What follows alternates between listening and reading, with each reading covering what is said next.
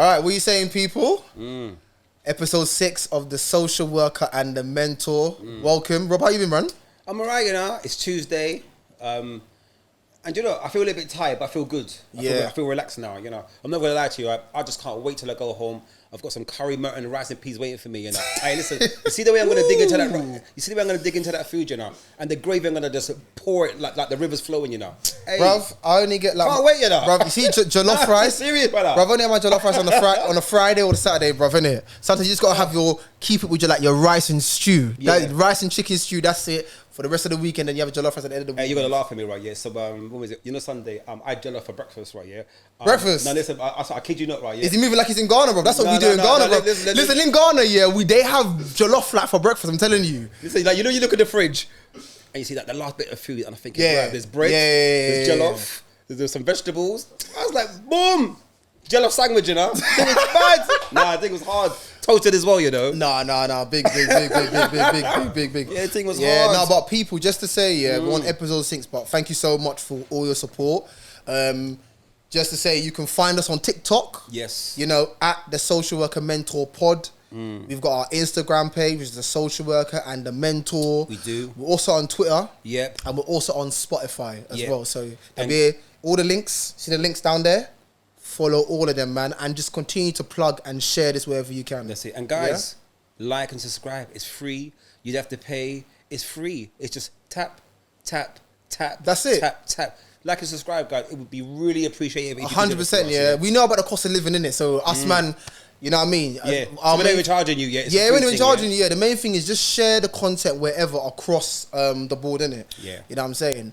But, you know what, Rob? Like today, I really want to touch on contextual safeguarding because I think it's really, for me, it's going to flow from our last episode to do with exclusions. Okay, yeah. And, you know, I looked in the comments and, you know, we got a lot of feedback in terms of when we spoke about exclusions, and I think it feeds into contextual safeguarding. There was a lot of things that I said, I don't want to go into it now. Yeah. Do you know what I mean? But I wanted us to talk about. So, but from your experience, you know, in terms of you working as a mentor with young people, what's your experience been like in terms of those who are involved in gangs, you know, those who've been involved in county lines, or young people who've been groomed? Because it's something we need to be talking about. Yeah. So this is a very there are so many angles we could discuss regarding contextual safeguarding, which for me goes in line with child protection and safeguarding. For me, they're all of the same family, you know, all in one. Yeah.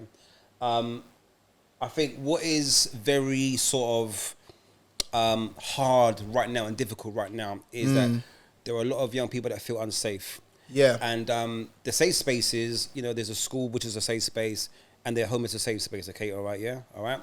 But contextually, or it's about are they safe in other places, or is the government, or is the school, or is education, or even parenting? What other places are we keeping the young people safe? And if they're not safe, why aren't they safe? Or what can we do to make them safe? So over the years, young people, identity is a massive issue, you know, in terms of who am I as an individual? Am I a follower? Am I a leader? Do I feel loved at home? If I don't feel loved at home, where can I go to get that love? Mum or dad hasn't got much money. Yeah. I want a £5 from mum. Mum, can I have a £5, please? I want to go down to the shop and hang out with my friends. Mum, can I have £10 to go to the cinema, or £15? Mum hasn't got £10. Mum hasn't got £15. So then, boom, he's the older man on the estate. Yeah. Right, yeah. And then I'm going to use Timmy once again. Timmy's like 5'8". Because you know these teenagers, bruv, nowadays. They're big, bruv. Brother, what? Bro, bigger than me and you, bruv. Oh, you know. Bigger than me and you, bruv. Listen, brother. What? Yeah. I wasn't even like that big, bruv, when I was in year 11, man. These men are big. Year 9, year 10, massive. Tall, you know. Yeah. Do you know what? I think a standard teenagers is like 5'8" and 6'4". Yeah, that's onwards. Nowadays. Yeah. Nah. Tall, you know. That's like year 11, you know. Trust me. Yeah, listen, they need to be in the NBA, bruv. I'm telling you, honestly. So Timmy is at a specific height now, and then straight away, you know, like, right, Timmy, come here. Timmy, what you saying, Timmy? Yeah, I'm alright, you know. Would you want to make some money, Timmy? No. So Timmy says no once. Yeah. Timmy, what you saying, brother? Would you want to make some money? Oh, how much? Hey, I'll give you a little £20. Yeah, and then £20 will go into like £30, and then £50. Yeah. So Timmy is getting the love, but Timmy feels safe with this new guy now. Because Timmy's getting attention, and Timmy wants a pair of trainers, or he wants to get like a new Nike tracksuit. I think it's like, Nike Tech tracksuit and everything now. So how does mum protect that? Then in turn, it might go to social care, the school might get involved, or inclusion or social care, and then YOS, and then there's other services where they have mentoring groups in different boroughs, whatnot, and then it's for the mentor to sort of like work with Timmy. Now, when all these different agencies and groups get involved in everything, who is the main person in charge to keep Timmy safe, And in terms of contextual safeguarding / child protection, this is where the three of them all in one sort of like interlink with each other. But for me, it's keeping the young person safe. What can I do as a professional to keep the young professional safe? One of the things I sort of wanted to go back on was, I feel a lot of social workers get a hard ordeal. Oh, you're not doing this. You're not doing that. What have you done for my child? Listen, a social worker can't be with Timmy 24/7, Bruv, you know what? Like, come on. Like, mum, really? Dad, really? Come on.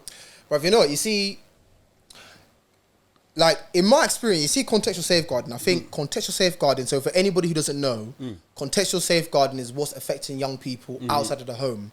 It's not about what's being attributed to parenting inside. It's about what's happening outside of the home. So I think for me as a social worker, it's very, very hard to kind of work those cases. Do you know what I mean? Because ultimately it's about, as you said, how do you keep the young person safe within the community? Yet there's a lot of outside pressures that as a professional, as a social worker, you have to deal with. I think the child protection process for contextual safeguarding is not effective. Not because it's not trying to protect young people, but child protection isn't enough to disrupt ties in terms of young people becoming involved in gangs, becoming involved in county lines, and even kind of like exploitation. I think it's a wider issue that actually needs to be addressed. Now, the last episode, I spoke about how, in terms of education, how, for example, the decisions as professionals that we make, how does that impact upon the journey of young people? So I gave an example about how, or not even an example, but I spoke about how young people being excluded from mainstream school and how alternative provisions and people referral units are hotspots.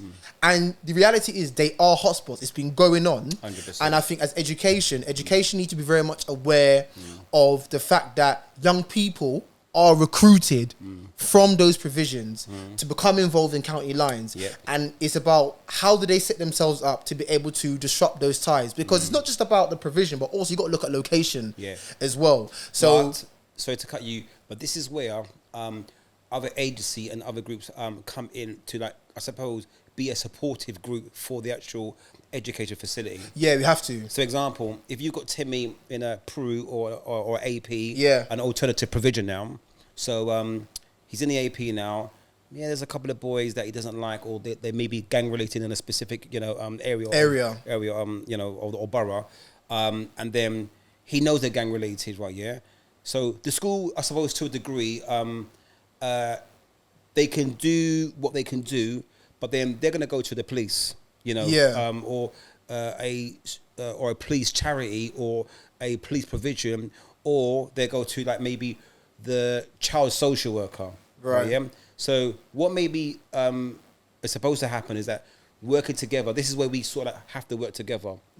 But then what tends to happen at certain times is that the parent or the young child don't feel protected because maybe someone is not living up to they're not fulfilling the obligation to a degree in terms of how they're supposed to be looked after, right? And remember, this is about protecting the child, right? So obviously we know in school, as we said last time, there's a thing called safeguarding, right? And safeguarding and child protected is from 8:30 to like 3:30. But when Timmy leaves school now, what then? Right? So who is supporting him? Who's helping him? Who? I think we're very quick to like point the finger. Oh, you done that and you done that. But I think today what I really want to is how can we as professionals, make it a little bit more better and supportive, and more importantly, just work together.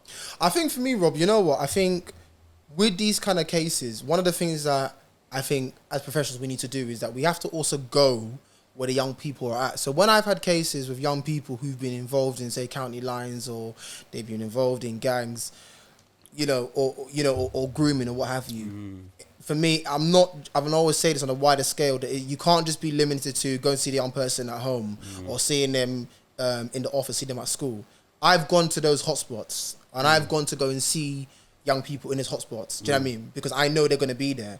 Do you know what I mean? And do my direct work with them and get a sense actually of what is actually going on. Do you know what I mean? Obviously, you have to protect yourself as a social worker because ultimately you going into those hotspots and go see young people, the people who potentially are exploiting them, or whether it is gang members who are rivals, are not going to see you as a professional with your lanyard. They're just going to see that, do you know what I mean? You're just a person there associated with that young person. Do you know what I mean? I used to do that all the time. I used to go into those hotspots, see those young people.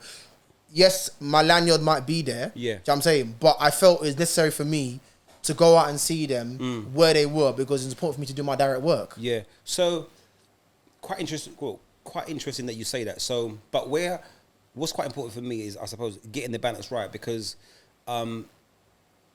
that's actually fantastic what you do.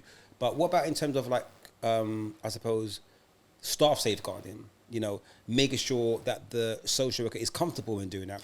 How important is that in terms of getting the balance right? And I suppose, how important is it for the social worker to also go out and also do that as well?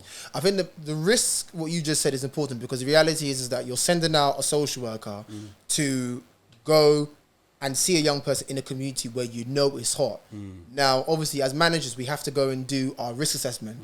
But for me, maybe like in my kind of scenario, whereby, like, I'll be real, like a lot of the cases where I had where young people were at, like, you know, the strip that we used to kind of go to, most of the man them kind of knew me. So if I wanted to go and see the young person, they would never trouble me. Do you know what I'm trying to say to you? And sometimes I had to even say to the man them, like, come on now, like, my man should be in school. Like, what up to you? Do you know what I'm trying to say? Like, why is it that, do you know what I'm trying to say to you? Like, so sometimes like I had to even speak to the man them and say to them, come on, like, really? You know what I'm saying? But as a social worker, it is important. You have to go out and do this community visit, but at the same time, you got to be conscious of the risk that is going to be coming towards you as well. Do you know what I'm saying? Because at the same time, you're going out there, as I said earlier, you're going out there and gang member goes and sees you. What's to say that you're not going to get chefed up as well at the same time? The only thing that might be different is that you've got a lanyard in your social worker, but people don't even care about that. But I'm saying for me, it was different. I went to those hotspots to go and see those young people. I went to those alternative provisions and proves, went into those areas to go and see the young person, because I thought it was necessary for me to do that. Most of them were on a child protection plan. So that's why I went to go and do the visits. Do you know what I'm saying? But at the same time, for me, I felt as a social worker, I'm obligated to try and see, in my profession and lead, can I actually go and disrupt those ties? And obviously, it's bigger than me and you. Of course. But I felt as a social worker, it's necessary for me to go out, speak to the young people where they're at. Do you know what I mean? I mean, there's a scenario whereby, you know, I'm just saying, Timmy, whereby, you know, I went to a hotspot and Timmy was drug dealing. And I caught Timmy drug dealing. And I caught Timmy, with the dealer. And I had to be like, no. It stops right here. And I told the dealer that Timmy is on a CP plan, and the dealer said, "Fuck your CP plan." So I'm saying, even though he knew, even though he was a social worker, of course he's gonna say that. At the same time, I did that to show Timmy that, you know what, like, I care about you. Do you know what I mean? Even though Timmy was vexed, Timmy was vexed and saying, "Oh, boom." And I bet Timmy was vexed. You know. And saying, "Oh, you know what, like, why are you coming and disrupting what's happening?" I'm saying, listen, I've got a duty to safeguard you. That's right. I'm saying. So he didn't think that I was, you know, acting in his best interest. But actually, sometimes as a professional, I put myself at risk by doing that. But it was important to show him that, you know what, your social worker knows the code, know what's going on in the streets, but you know what, like, what you're doing is wrong, and that you're actually being exploited by big man over here. Do you know what I'm trying to say? So how, I mean, once again, we spoke in the previous episode about, it's 2022, and you have to be a modern day social worker. Exactly, bro. I mean, look, you know, we got friends and families and associates who have been in social care for years. But let's just keep it real, right? Yeah, you got to keep it with the times. Bruv, Times have changed, you know. Do you know what? Yeah, sorry Times to have interrupt changed. you. Yeah, because I want to address something what you just said. Yeah. As a social, like particularly with what we're talking about, contextual safeguarding. Yeah. As a social worker, you have to be up to date with the times and the language.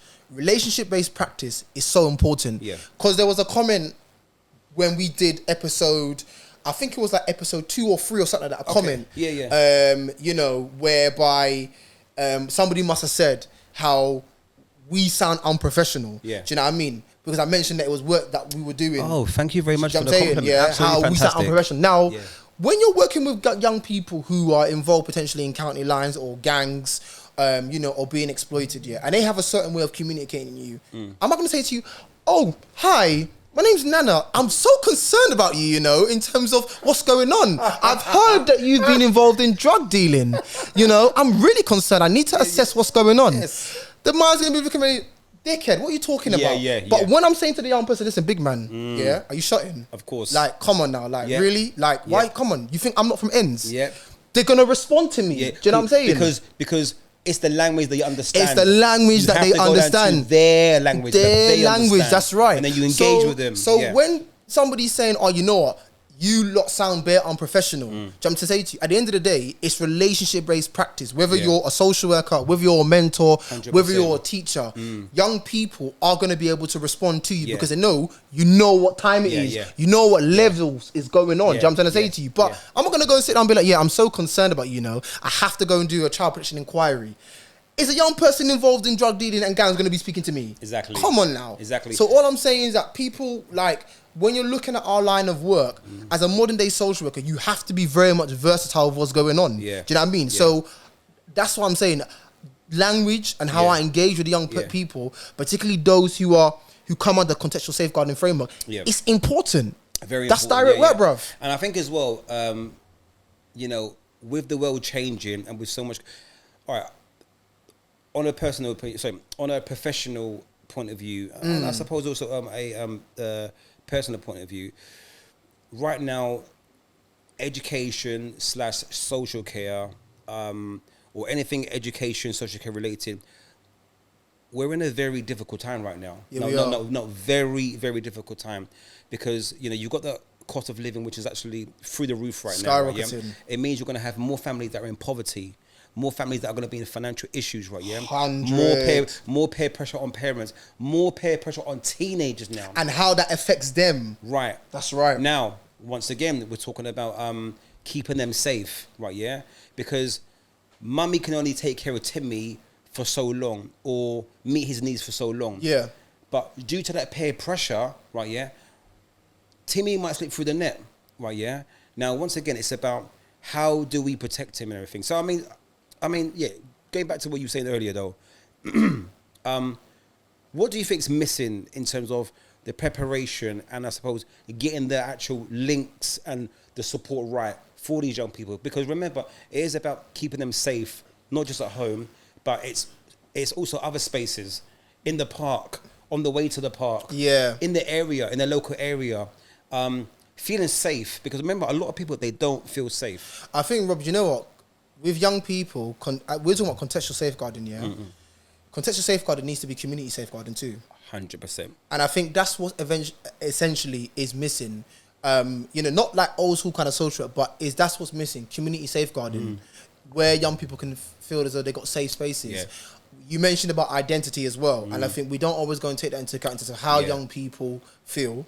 I also think language is very important, because I think there's a lot of cases that I've had where young people are on child protection plans, and sometimes professionals and sometimes parents go and say the young person wants to be going and doing, you know, being involved in drug dealing. They want to be involved in a gang. And as professionals, I always go and say to everybody that young people who are involved in county lines, or say who are being groomed or involved in gangs, they're victims. We have to treat them as victims. Don't be treating them as perpetrators or criminals. We have to refer to them as children of concern. So if a young person is out here and they're involved in county lines, whether any professional say, you know, because, bruv, I'll be real with you, I did training, when I first qualified 8 years ago with an organisation called Safer London.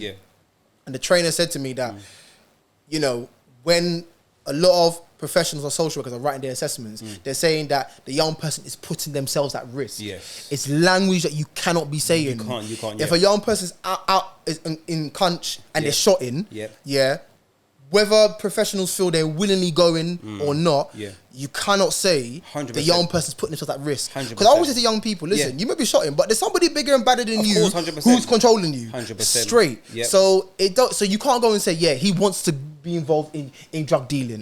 He wants to be involved in a gang. You can't go and say that, because then what you're doing is that you're taking away the child protection safeguarding element and you're treating them as adults. You might as well just say to the young, you might as well just basically say, you know what, send them straight to pen. If that's how you're going to position it. I never position young people who are being involved in, who are involved in county lines or being groomed, never treat them as perpetrators. Don't treat them as perpetrators. Talking of county lines, because once again, contextual safeguarding as well, it really goes hand in hand with... Bro, can I just jump on that quickly? Yeah, go on. You see this government? Yeah. I'm going to jump on something quickly, yeah? This government, they built an Elizabeth line, You don't think that line's going to be hot? This is what I'm trying to say, bruv. They don't think. Hey, listen, have you been there? Have you been on there yet? Yeah, but bruv, this is what I'm trying to say to you. You see how they don't think? All these, like, we work at British Transport Police, right? Yeah.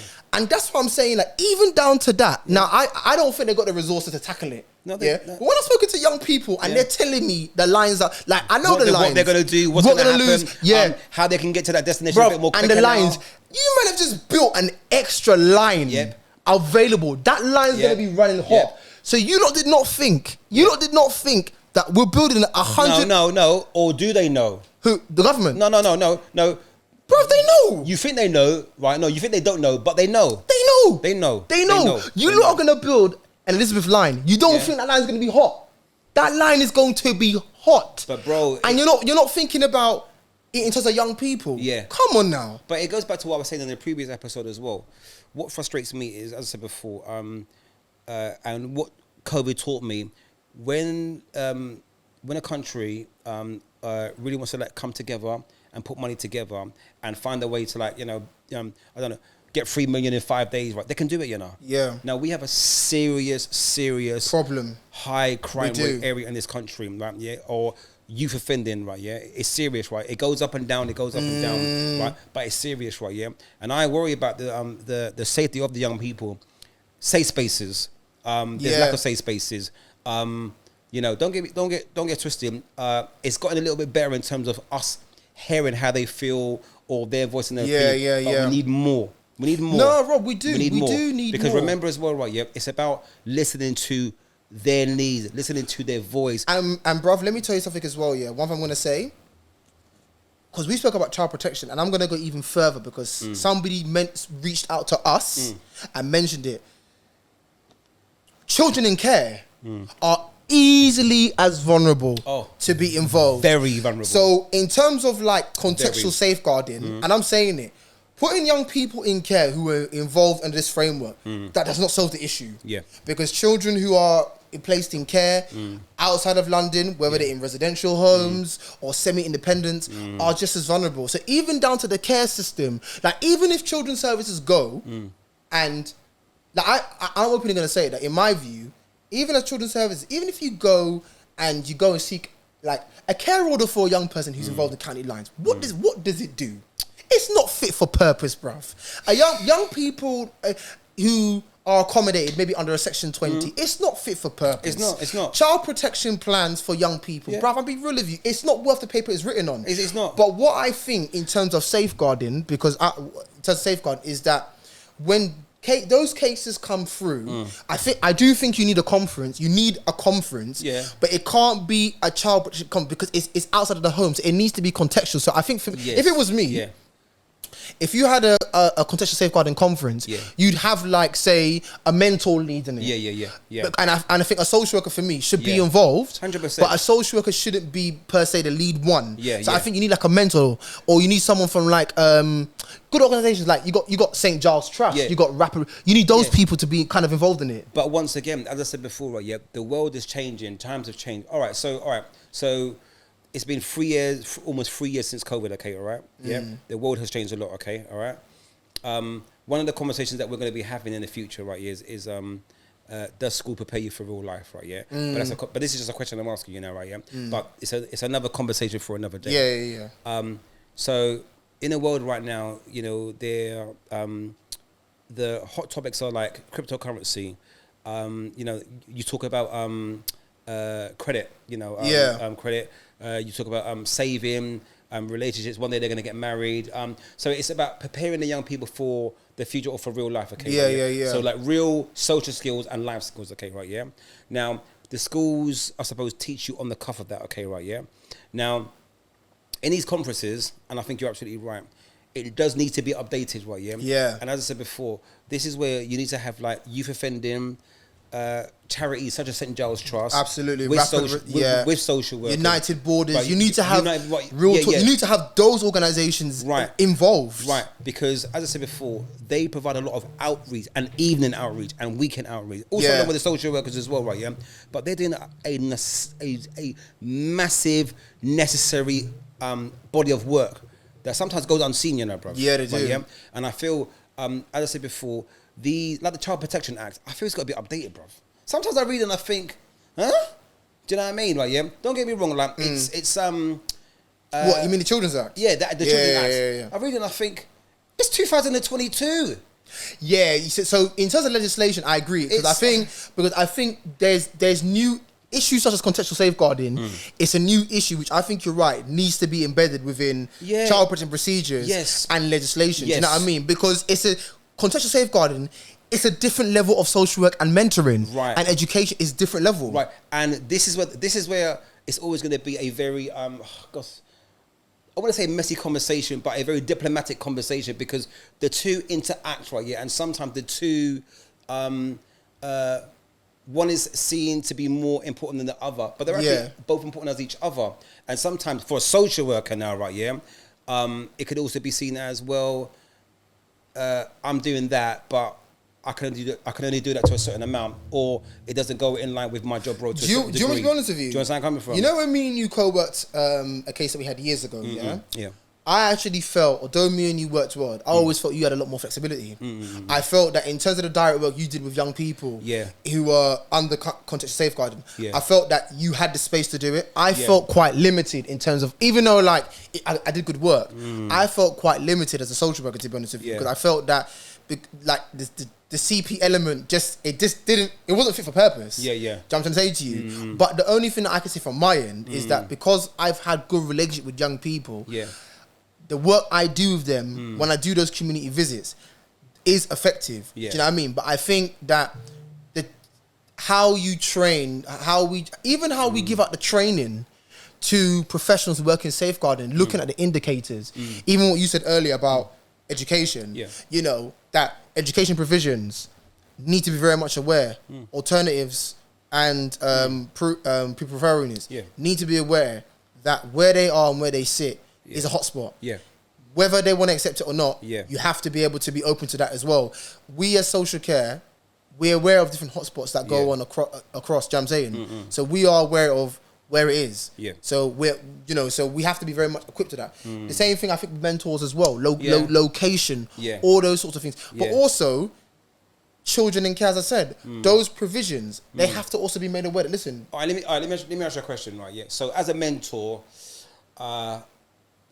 my role, it covers, all right, I've got a saying, every angle and rectangle, right? Different variations, whatever, whatnot. So I'll give you a prime example. So let's say me and you's, we're working on Timmy together. All right, I know as a social worker, it is your duty of care to make sure this boy's safeguarding and welfare is paramount. Is priority, okay, right, the safety of the child, and the safety of the child and his family, okay, all right, depending on the scenario of the situation, all right. My role would be Timmy, right, all right, Don't get me wrong, I would also liaise with mum or dad or the parent or carer, you know, to know a bit more about the situation. What is the situation? What caused the situation? What decisions need to be made to make the situation better? If there's a safeguarding risk, you know, what can we do to, ease the stress and the pain of that? In turn, I would then, connect with a social worker, make some decisions together. 9 times out of 10, the mentor is being guided with the lead of the social worker. But sometimes, regarding Timmy now, this is where the mentor sort of like, okay, right, you know, I'm going to analyze Timmy now. Timmy, what's going on? How you feeling? How you feeling mentally? How you feeling emotionally? Yeah.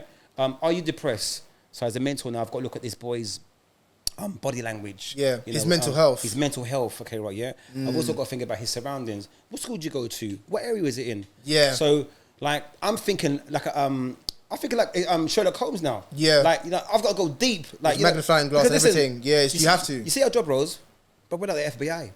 No, it's true. No, listen, we're like FBI. No, but we have to though. We're like FBI, the police, the feds. We have to. Everything, you know, right? Yeah, you have to go deep in this game, right? Yeah, you got to cover every angle of rectangle, okay, right? Yeah, do you know what I mean, right? Yeah, and it's the research. The research is so important, but I just in specific roles though, you know, for me, my obsession is okay. I need to make sure I get through to this point. That's my obsession. Yeah. I need to make sure I get through to him. And you have to push. Right. And I'm not having anything. No, I'm getting through whether you like it or not. Yeah. Yeah. You may hate me now, but you're going to love me later on. Do you think, as professionals, do you think sometimes, Rob, that when we are working with these kind of cases, that there's times whereby some professionals, they feel as though I'm not getting through to the young person and I don't think I can do... No, because you have to push. You have to push. I always say to a lot of professionals that when you're working with young people under this framework, they are going to push you. And they don't do that because they don't want you to be involved. They want to see how far you can go and see whether, you know what, are you down for me? So to cut you right, yeah. So, right.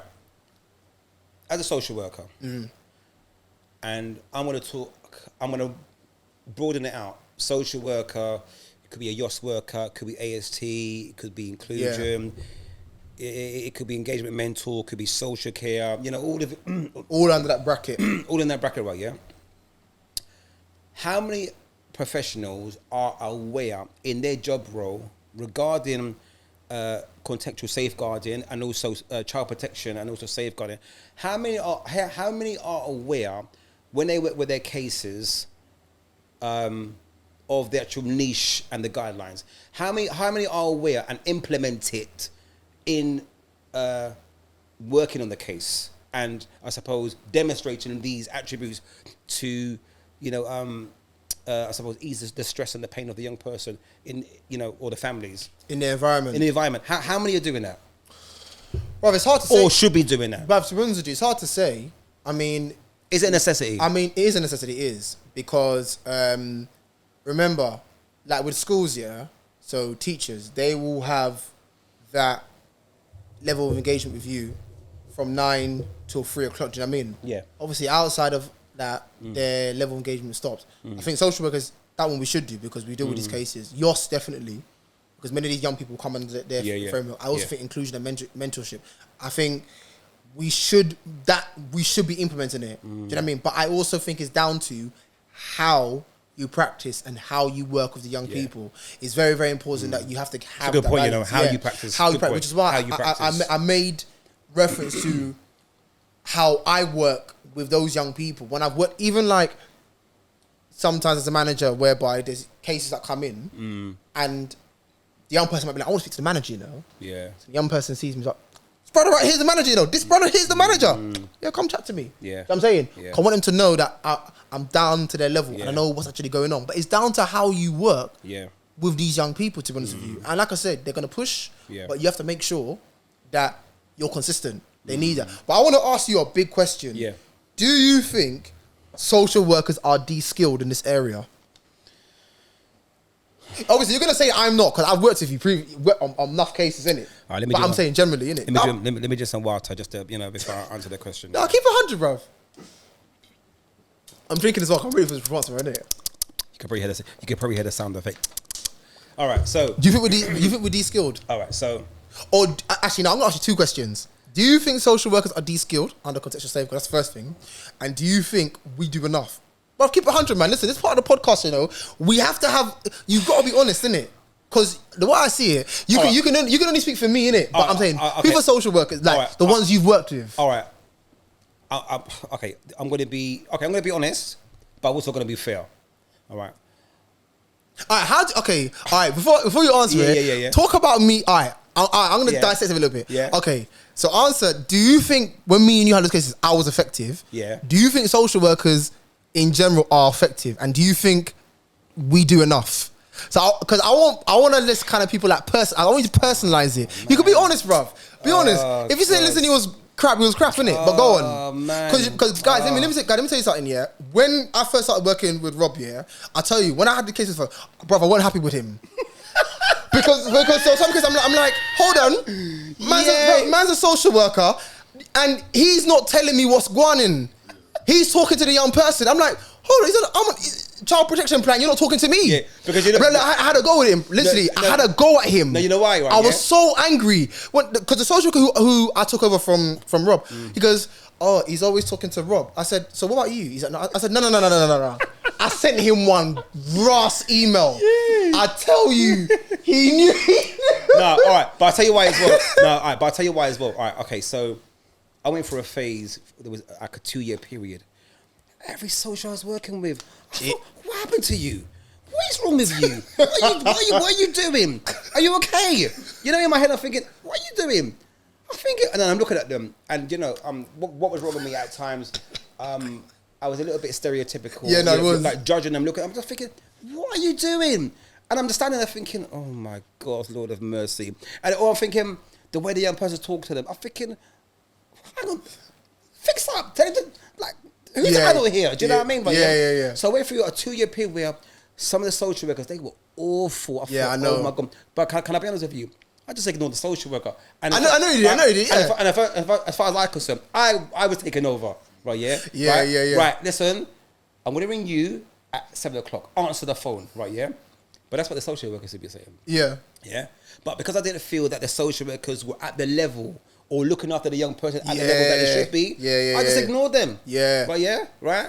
So then I see Nana now. I thought, okay, yeah, look right and everything. But you saw this email I sent him. Yeah. The email was some stink email. Yeah. But once again, I'll tell you what it is as well, right, yeah?